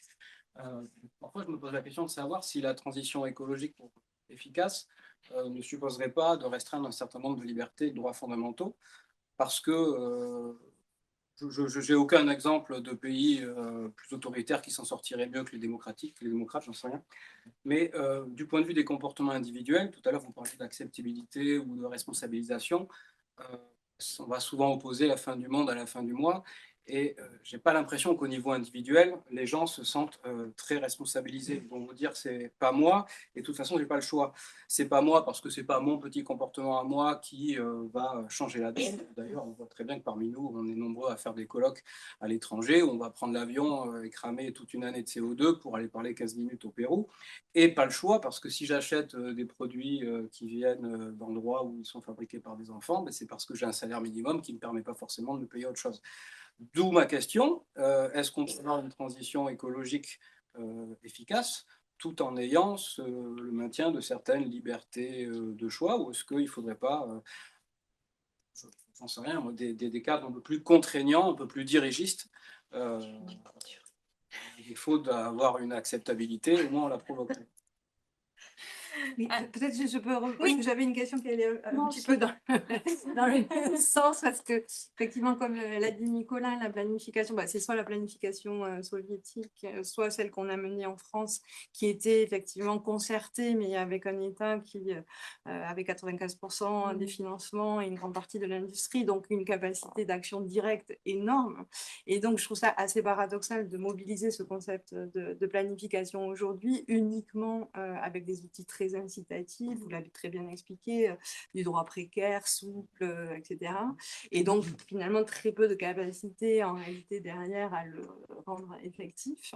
Et donc, avec des choses qui ressemblent plus à des incantations un petit peu pour le long terme, à essayer d'enrôler les gens, etc. Donc, il y a quand même là un paradoxe qui pose un peu la question d'effectivement, est-ce que, par exemple, qui est posée, hein, mais je sais aussi un peu de la provocation, parce que c'est une question qui est souvent avancée, de dire, mais est-ce que finalement les régimes autoritaires comme la Chine n'auraient pas plus d'outils en main pour avancer? Et puis, voilà, mais j'en aurais une autre, mais après. Moi, je complète peut-être, comme ça fait un gros commun. J'avais un peu la même idée, mais plutôt à l'échelle collective des territoires. On a un exemple ici en Occitanie, où il y avait une stratégie régionale qui avait été donnée par l'ADREAL, en fait, qui devait orienter les territoires vers comment dire, des directives assez précises sur leur adaptation à la montée du niveau de la mer. Et puis, en fait, il y a un juriste qui a fait opposition et le préfet est obligé de carrément retirer la stratégie. Et du coup, en fait, c'est pareil, les territoires ne sont pas du tout contraints finalement à aller vers ce qui était le bon sens, en fait. Donc, voilà, ça rejoint un peu le même. Alors, merci pour vos questions. Alors, effectivement, la planification, elle peut être contraignante, et c'est vrai que ça la rend efficace, puisque donc là, c'est vrai que moi j'étais sur des documents qui étaient un petit peu plus vaporeux, mais si on prend la planification urbaine, donc les documents d'urbanisme, notamment le plan local d'urbanisme qui est censé affecter l'affectation des sols, on a des zones qui sont où il y a des interdictions. C'est-à-dire que si vous êtes sur un terrain qui donc est inconstructible parce que voilà, on veut protéger la nature, vous n'avez pas à construire. Donc il y a une limitation assez forte du droit de propriété qui est dessus, ce qui rend les choses tout de suite beaucoup plus efficaces.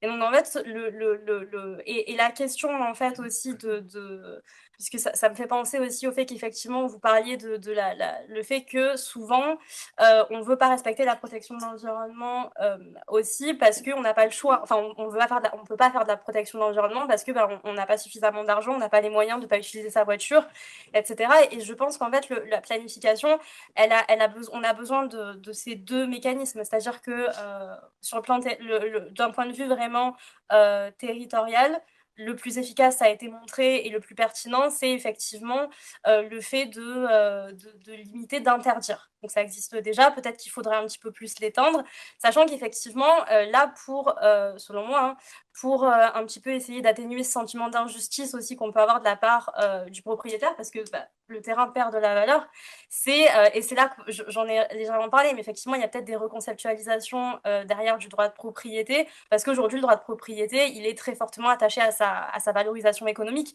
C'est comme ça qu'on a conceptualisé le droit de propriété. Et donc, voilà, la question, c'est soit on met en place des compensations financières, parce que c'est pas le cas, ou soit on repense, en fait, et là, c'est vraiment, encore une fois, changer de modèle de qu'est-ce que la propriété. Et pour les questions de cette fois-ci d'acceptabilité du fait de sa situation, effectivement, il y a plein d'études qui montrent que les inégalités environnementales et les inégalités sociales, en plus, elles vont de concert.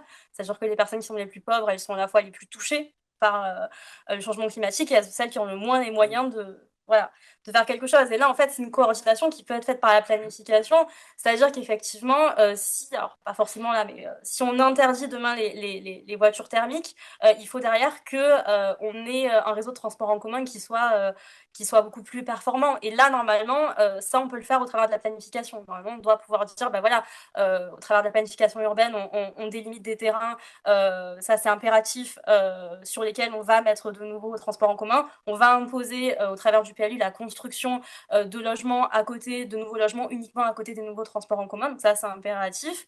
Et effectivement, ensuite, voilà, et une fois que tout ça est fait, effectivement, interdire les voitures. Donc en fait, oui, on gagnerait à avoir un petit peu plus de droits contraignants, et qui ne seraient pas forcément toujours incompatibles, selon moi, avec les libertés individuelles, en tout cas pas de manière dictatoriale non plus.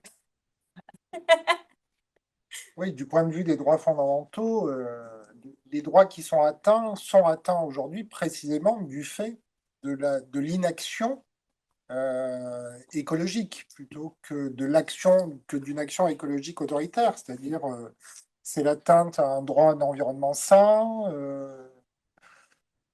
notamment, mais pas que, c'est le droit d'accès à l'eau potable, etc. Donc finalement, l'acceptabilité, enfin, on voit les dernières études menées par la Commission européenne, par exemple, elle a mené des sondages très très importants au cours de l'année 2025 sur des échantillons très nombreux au niveau européen. Il y a quand même une grande acceptabilité, justement, on parlait d'acceptabilité, de la part des citoyens d'aller vers des mesures peut-être plus contraignantes, mais qui leur garantissent une meilleure santé, un meilleur environnement, meilleure préservation de la qualité de vie. Hein. Alors, après, c'est sûr qu'il y a toujours ce dilemme, hein, ce hiatus entre ce qu'on accepte quand on nous pose la question et ce qu'on fait réellement chez soi. Mais du point de vue normatif, il y a une forme d'acceptation quand même, semble-t-il.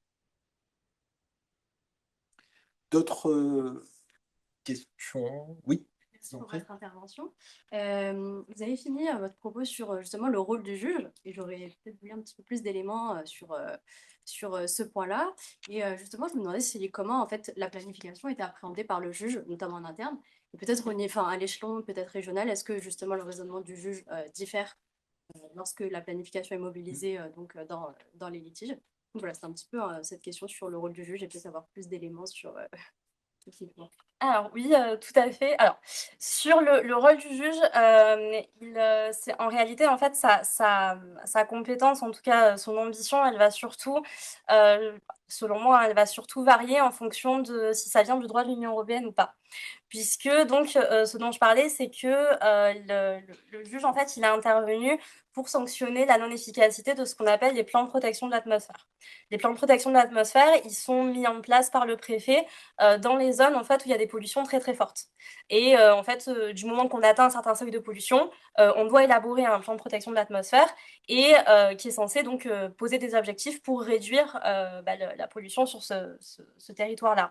Et ça, en fait, c'est une obligation européenne. C'est-à-dire qu'on a une directive sur la qualité de l'air qui vient de l'Union européenne, qui impose en fait aux États membres des objectifs de qualité de l'air, et la mise en place justement de documents de planification pour atteindre les objectifs d'ER5.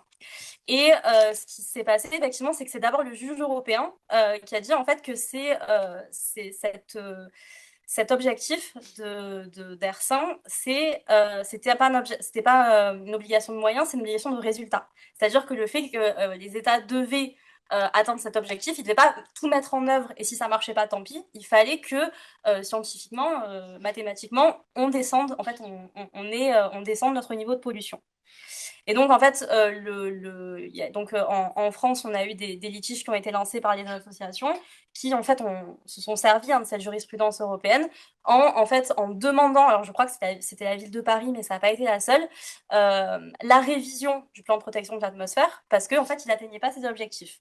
Ils n'ont pas eu de réponse et donc ils sont allés au contentieux. Et là, le juge administratif, en reprenant en fait le jugement du juge de l'Union européenne, a décrété qu'en fait, bah oui, le plan n'était pas efficace parce qu'on était toujours à des niveaux de pollution qui étaient trop hauts. Et donc, il y avait une obligation, en fait, non seulement de révision du plan, mais aussi de révision jusqu'à ce qu'on atteigne les bons niveaux. Voilà. Et donc, effectivement, l'ambition du juge, elle est quand même très corrélée à ce qu'a fait l'Union européenne. Et au niveau régional, en fait, on a très, très peu de documents de planification. On a le SRADET, donc le schéma régional d'aménagement, de développement durable et d'égalité des territoires. Mais c'est un document qui est un petit peu un document, vous parliez de simplification, c'est un petit peu un document fourre-tout dans lequel, en fait, on a mis plein d'autres documents de planification environnementale, puisqu'on en avait trop, donc on les a tous mis là-dedans. Mais ils n'ont pas juridiquement, ils sont pas très efficaces non plus. Donc en fait, on va avoir un contentieux procédural ou un contentieux d'articulation, mais pas d'efficacité comme ça. Vraiment sur le fait qu'en fait, ces documents, ils doivent être efficaces, vraiment, bah, ils doivent vraiment contribuer à la protection de l'environnement. C'est quelque chose, en tout cas, où le juge a été très actif, vraiment sur cette thématique, et c'est vraiment en rapport avec l'Union européenne. Voilà. Oui. Il y a une question en ligne. C'est Aimé Odile Yoro qui demande: Bonjour, je voudrais poser la question suivante. Peut-on considérer l'étude d'impact environnemental et social comme un instrument juridique de mise en œuvre de la planification? Alors oui, les études d'impact, elles font partie de la planification, puisque en fait, quand on élabore un document de planification, il faut qu'on fasse une étude d'impact du document de planification. Alors c'est un petit peu compliqué parce qu'il y a deux choses, c'est-à-dire qu'on a deux types d'études dans un document de planification. On va avoir une étude qui ressemble un petit peu à une étude d'impact, mais interne, où en fait on va faire un diagnostic du territoire, etc. On va pour essayer en fait de savoir quelles mesures on va mettre en œuvre. Et effectivement, à la fin, on a une étude d'impact du document. Si est-ce que les mesures qui ont été proposées, quels impacts réels elles ont sur l'environnement. Et ça, pareil, c'est quelque chose dans lequel l'Union européenne a beaucoup participé, puisque c'est la directive, alors j'ai plus le nom, c'est EIE, je crois, évaluation des incidences, évaluation des incidences sur l'environnement. Et c'est l'Union européenne qui avait effectivement imposé que les planifications fassent l'objet d'une évaluation environnementale. Donc il y a tout à fait un parallèle entre les deux. D'ailleurs, c'est une demande du juge européen au sens large, hein, puisque la Cour européenne des droits de l'homme a rendu l'année dernière l'arrêt Veranissen sur les obligations substantielles des États en matière de changement climatique. Donc ça répond aussi à votre question. Hein. Sur les obligations positives des États en matière de changement climatique, là, ça concernait la Suisse. Et puis le 28 octobre dernier, elle a rendu un autre arrêt dans une affaire Greenpeace nordique contre Norvège sur les obligations procédurales des États en matière de changement climatique. Donc elle a insisté à la fois sur les obligations substantielles et procédurales dans les deux arrêts. Et à chaque fois, on retrouve l'idée que les juges européens sont en train de transformer la notion de responsabilité. La responsabilité, elle était vue comme une action a posteriori. Hein. D'ailleurs, il y a une violation, il y a un lien de causalité, et puis il y a l'engagement de la responsabilité. Et en fait, le juge européen, dans la législation sur la durabilité, est en train de mettre en œuvre une forme de responsabilité préventive. Ça peut paraître un peu paradoxal ou un peu curieux.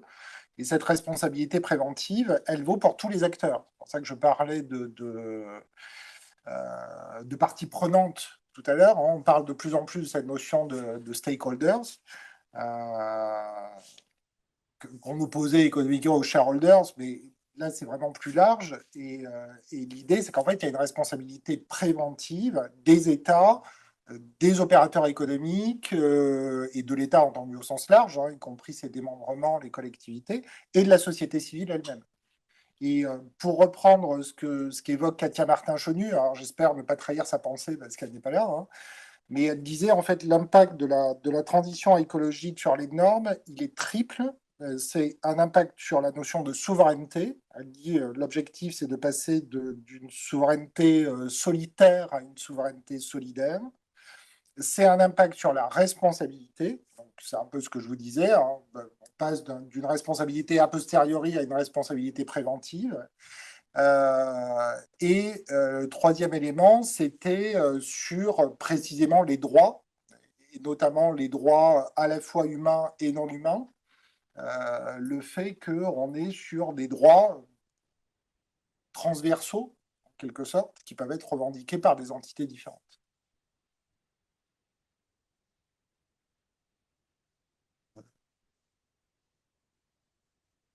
Oui.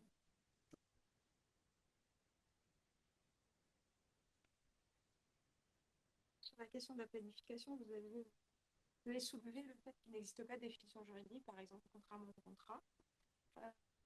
Et donc, en droit, la définition du contrat et le régime juridique qui s'ensuit fait qu'on a pu avoir des cas, notamment de la Cour de cassation, qui disaient qu'il n'y a pas de contrat, mais finalement, c'est une relation contractuelle et qui déroule un régime.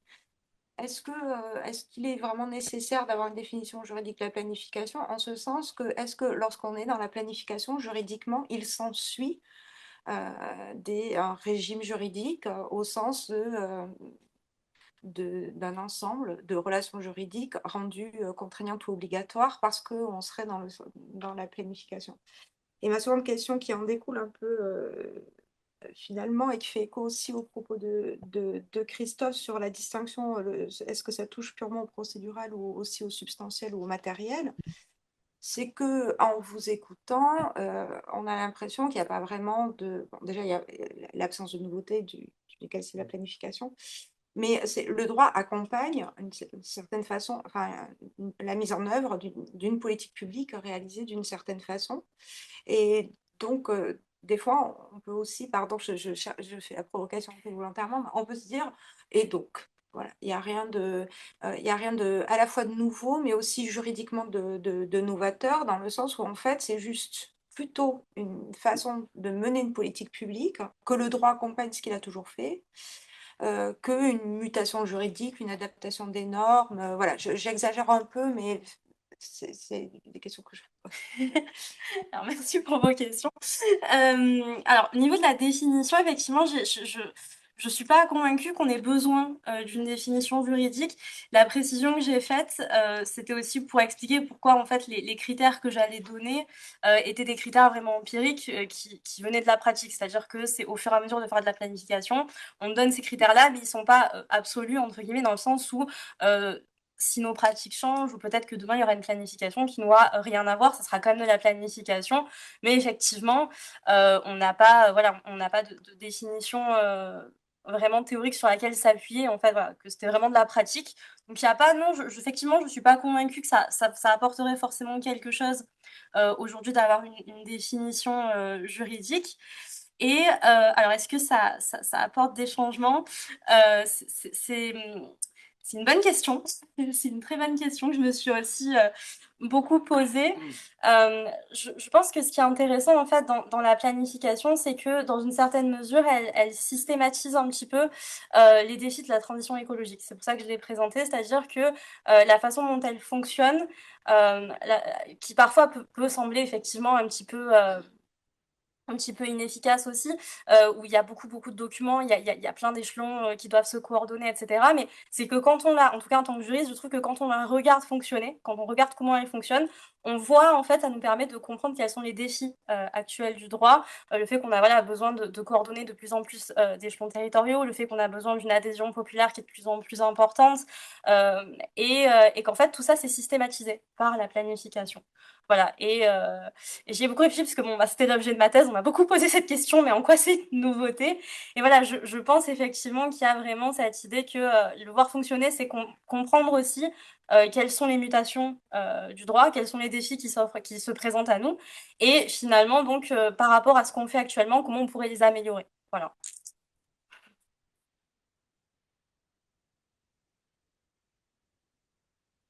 D'autres questions?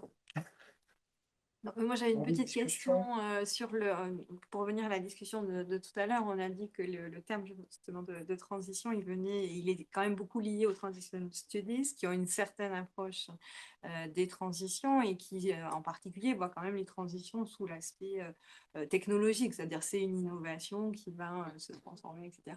Et du coup, qui est liée aussi à l'économie, les acteurs experts sur ces questions, ça va être les acteurs économiques, etc. Et du coup, je me demandais dans les instruments que vous regardez, est-ce que vous retrouvez ça finalement parce que vous avez dit sur la loi de 2015, finalement les objectifs sont très très larges, changement de modèle, de société, puis bon, finalement, c'est quand on commence à rentrer dans le détail, on voit qu'on va vers des instruments économiques, des instruments incitatifs, etc. Donc voilà, c'est un petit peu, est-ce qu'il n'y a pas là aussi, dans l'usage de ce terme de transition, quelque chose qui était en fait déjà dans le développement durable, parce que le développement durable avait un projet politique très large qui s'est aussi beaucoup refocalisé dans les pays du Nord sur la croissance verte pour aller très très vite. Donc voilà, moi j'avais l'impression que finalement ce terme, il renforce encore cette approche en termes vraiment très économiques finalement des défis en marginalisant les questions plus larges de mutation de la société, de nos modèles. Enfin, on a parlé de sobriété à un moment. Voilà. On interroge moins, disons, les changements globaux de modèles. Et donc peut-être plus pratique aussi, plus facile à mettre en œuvre. Oui, oui, je pense qu'effectivement, il y a quand même dans le droit, les principales transformations qu'on observe, effectivement, ça va être la popularisation des instruments économiques. J'ai parlé il y a des mécanismes de marché qui sont mis en place. On a aussi pas mal de développement de la fiscalité environnementale. Mais tout ça, effectivement, c'est dans le cadre des théories économiques, du pollueur-payeur, etc. En dehors, effectivement, de cette évolution un petit peu du droit économique, c'est vrai que il y a moins de cette transition, enfin l'effet de la transition écologique sur le droit, on l'observe effectivement moins sur les autres défis. Alors un petit peu les dynamiques territoriales, le fait qu'en fait le droit de la transition écologique, quand même, il agit sur les échelles territoriales. On a quand même quelques transformations du droit qui sont dues à ces dynamiques territoriales, puisque j'ai très rapidement parlé de la gouvernance de l'eau, et c'est vrai que dans le cadre de la gestion de l'eau, en fait, on a quand même créé des territoires au travers en fait, on a des bassins, on a créé des territoires administratifs de bassins pour gérer la ressource en eau. Où en fait, aujourd'hui, dessus, il y a une gouvernance avec une commission de l'eau qui va gérer ces problématiques-là. Et en fait, c'est quand même le droit qui a reconnu que territorialement, la transition écologique ou l'environnement, de manière générale, en fait, c'était quelque chose qui ne rentrait pas dans les territoires administratifs, donc il y avait un décalage, et on a adapté le droit pour en fait reconnaître ces réalités territoriales. Mais c'est quelque chose qui est bien plus ancien que la naissance du concept de transition écologique. Je crois que la loi sur l'eau, c'est des années 60 aussi. Voilà. Donc non, le fait qu'on ait utilisé le terme de transition, je dirais pas que ça a amené des bouleversements majeurs. De la même manière que la création du secrétariat général à la planification écologique, ça n'a pas changé notre façon de faire de la planification. Il y avait quand même l'intérêt en fait que ce soit interministériel, puisque en général, en fait, souvent, les questions d'environnement pendant très longtemps, elles étaient cantonnées au ministère de la Transition écologique ou de l'environnement quand il s'appelait comme ça. Mais et on n'avait pas de communication forcément avec les autres ministères, alors que bah, voilà, ça concerne les transports, ça concerne le logement, ça concerne tout. Et le fait qu'en fait on ait un secrétariat qui soit interministériel, on avait quand même espoir que du coup ça fasse un petit peu évoluer les choses. Mais le fait est que bon, alors pour l'instant ils font un peu de travaux, mais en plus maintenant je crois qu'il est plus depuis François Bayrou, je crois qu'il est même plus ouais, il est même plus rattaché au Premier ministre. Oui, Donc son voilà. secrétaire général a démissionné Voilà. parce qu'il était inefficace. C'est ça. Et donc, Et finalement, ces enjeux de transversalité, après le Grenelle, quand le grand ministère du développement durable a été créé, il avait justement déjà vocation à cette transversalité, hormis le ministère de l'Agriculture qui a réussi à rester en dehors. Mais voilà, donc c'est vrai que ça pose ces questions de la réutilisation de ces termes et des changements réellement qui sont derrière. Je voudrais introduire une notion sur un peu sur les mesures et les métriques, parce que dans votre présentation, sauf erreur de ma part, vous avez dit une seule fois sur biodiversité. Oui. Vous avez beaucoup utilisé transition énergétique. Oui. Et j'ai une théorie sur ça, c'est qu'il y a une métrique qui est assez confortable. Et là, les économistes, ils sont très à l'aise. Quand on peut mesurer les choses, on peut leur donner un prix. Et vous avez dit aussi des mécanismes de marché, c'est des mécanismes économiques, c'est des mécanismes d'économie de marché. Oui. Et l'économie n'est pas forcément une économie de marché. Ouais. Et du coup, pour revenir sur la biodiversité, et là, je pense que nous, on n'a rien à dire en tant qu'économiste, parce qu'on ne sait pas, on ne peut pas mesurer la biodiversité. Et est-ce que ça ne serait pas aux collègues juristes d'être un peu le fer de lance, en fait, pour proposer quelque chose, parce que nous, on ne sait pas, en fait. On ne sait pas dire quand il y a une espèce animale ou une espèce végétale qui disparaît. On aimerait bien donner enfin pas moi, mais des collègues aimeraient bien donner un prix, mais on ne sait pas faire. Et je pense que le droit, enfin je ne sais pas, c'est une question assez large que je vais peut-être poser à tout le monde. Est-ce que c'est pas le droit en fait qui devrait jouer un plus grand rôle ici? Il y a déjà des réflexions sur ces questions, d'étendre un certain nombre de garanties juridiques à des entités naturelles au sens large. Et pour résumer, aujourd'hui, il y a une grande bataille chez les juristes, doctrinale, entre une première école, je dirais, qui considère que finalement la réglementation, elle existe déjà pour protéger ces entités. Il y a le découle du droit de l'environnement. Voilà, ça, c'est une école, je ne vais pas dire majoritaire, mais enfin, si, majoritaire, qui estime donc qu'après, ça renvoie à un volontarisme politique au sens large, mais que finalement, la réglementation, elle existe. Et puis de l'autre émerge quand même une autre école qui considère qu'en fait, cette protection, elle ne suffit pas, et qui s'inspire notamment de modèles étrangers, voilà, colombiens, équatoriens, panaméens, néo-zélandais, qui attribuent sous des formes diverses, comme on le voit aujourd'hui dans l'action menée par Descola pour faire reconnaître une personnalité juridique à la Loire, d'attribuer une personnalité juridique à des entités naturelles non humaines. Voilà. Donc oui, je suis d'accord avec vous, le droit peut, et le droit a priori a une valeur propre, mais attribue aussi une valeur. C'est-à-dire qu'il y a les deux. Et donc, il y a la question de la valeur du droit. Est-ce que c'est du droit souple? Est-ce que c'est du droit contraignant? Est-ce que c'est un droit performatif ou pas performatif? Et c'est la valeur que le droit attribue à ces entités, avec l'exemple classique, qui est la question de l'animal, qui est cet être sensible, qui est aussi une marchandise. Voilà. Et c'est là où j'évoquais Jean-Bernard Auby qui dit ambiguïté du droit aujourd'hui, parce que comme on n'arrive pas à se mettre d'accord, du coup on élabore des normes qui sont elles-mêmes ambiguës. C'est-à-dire qu'un animal, c'est une marchandise, on peut la faire circuler, etc. On peut lui imposer des taxes douanières, parce que en fait on ne peut pas mesurer la valeur, mais enfin on peut mesurer la valeur douanière d'un animal, et en même temps c'est un être sensible que l'on est amené à protéger. D'où la question aussi que j'évoquais tout à l'heure, pour les juristes, ça parle assez de responsabilité. C'est-à-dire que, en fait, du fait que c'est un être sensible, ça impose une responsabilité supplémentaire au gardien de cette chose sensible. Voilà, donc le droit a des réponses, et comme on vient de le voir, très bien, des réponses qui sont encore en devenir, pour certaines. C'était juste une question. Vous dites que les économistes peuvent chiffrer le développement durable, mais pas la biodiversité, est-ce que je vous ai bien compris?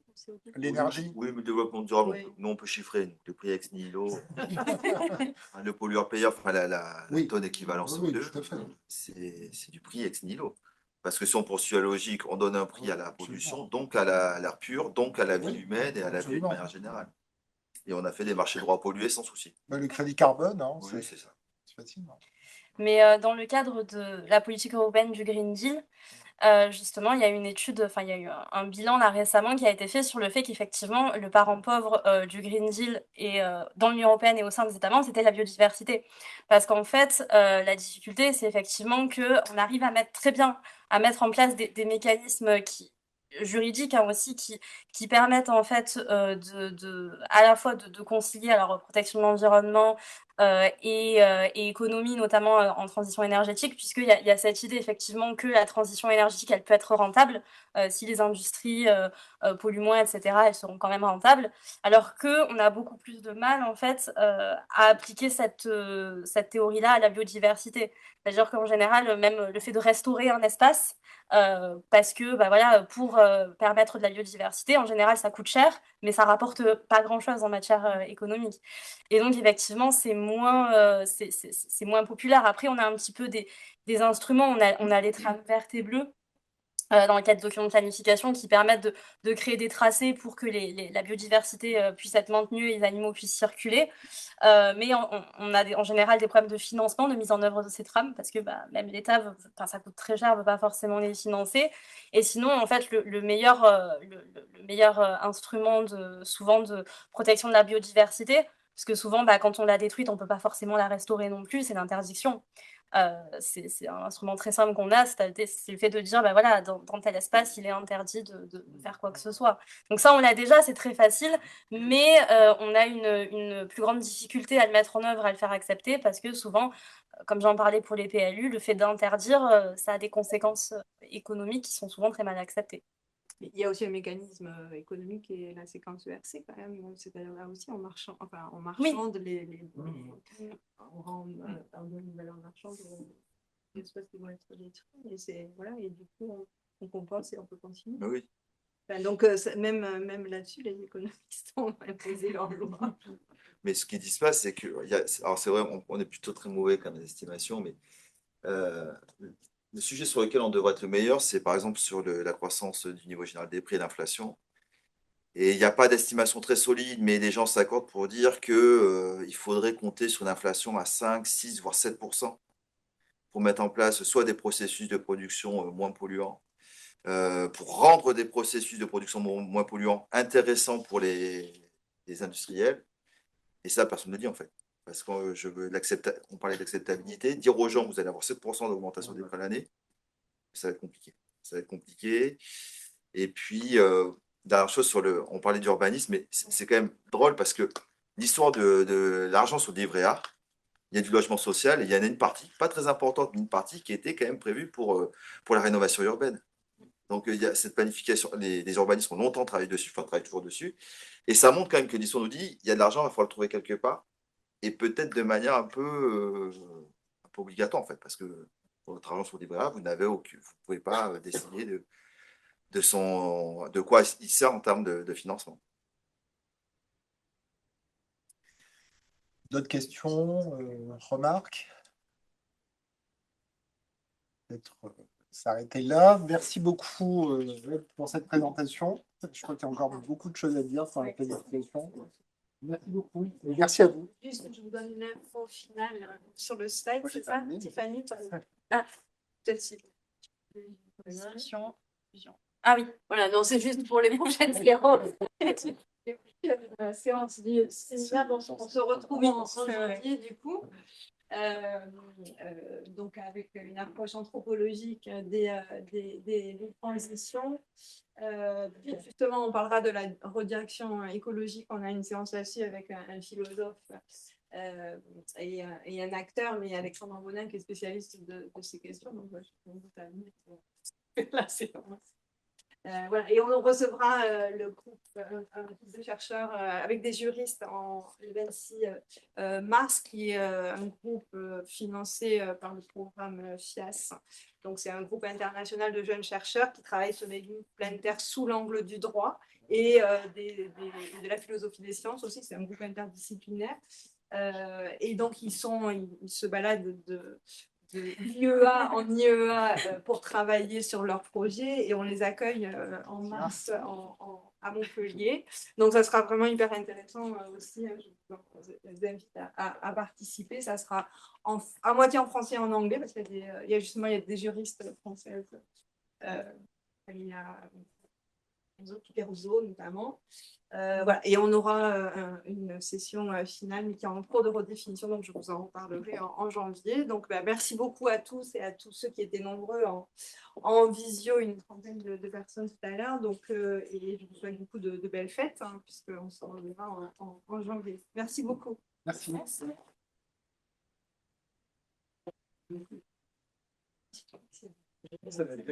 Ah oui, s'il y a des doctorants dans la salle, donnez la fiche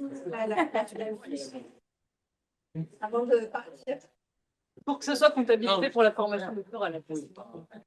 C'est pas si c'est. Oui, ça va bien ou pas, mais ils sont prêts. Merci à tous les deux. Comme c'est cher, on va faire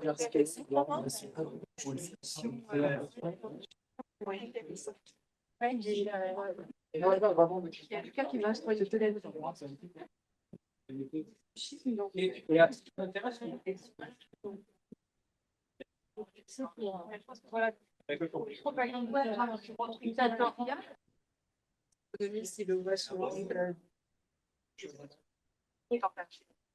Allez, on va